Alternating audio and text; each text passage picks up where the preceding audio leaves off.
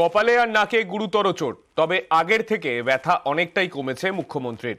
বাড়িতে বিশ্রামে রয়েছেন। সকালের পর শুক্রবারও সেদিন বিকেলেও মুখ্যমন্ত্রীর বাড়িতে যান এসএসকেএমের চিকিৎসকরা, করেন চেক আপ।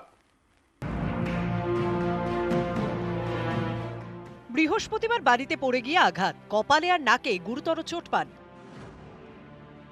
তবে আগের থেকে ব্যথা অনেকটাই কমেছে মুখ্যমন্ত্রীর।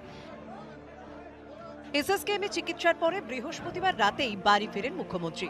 বাড়িতে বিশ্রামে রয়েছেন। এদিন সকালের পর বিকেলেও মুখ্যমন্ত্রীকে বাড়িতে গিয়ে দেখে আসেন এসএসকেএমের চিকিৎসকরা। এদিন বেশ কিছু চেক আপ হয় মুখ্যমন্ত্রী। পালস ও ব্লাড প্রেশার স্বাভাবিক রয়েছে তার। ফোলা ব্যথা কমাতে ওষুধ দেওয়া হয়েছে।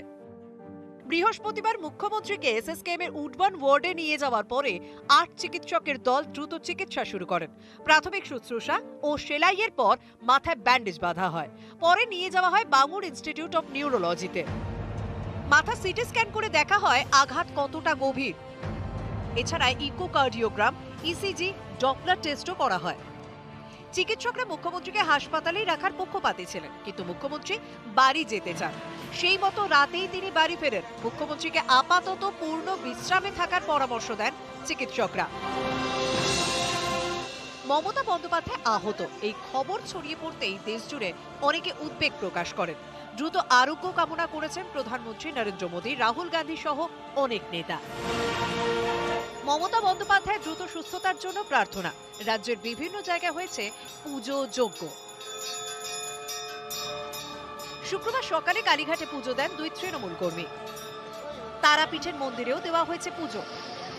কাঁথি থেকে কালনা, আলিপুরদুয়ার থেকে ডায়মন্ড হারবার মুখ্যমন্ত্রীর আরোগ্য কামনা করে রাজ্যের নানা প্রান্তে পুজো এবং প্রার্থনা। ভাগ্নির চোট, উদ্বিগ্ন মামা। মমতা বন্দ্যোপাধ্যায়ের আরোগ্য কামনায় তারাপীঠে পুজো দেন মুখ্যমন্ত্রীর মামা অনিল মুখোপাধ্যায়। নিউজ 18 বাংলা।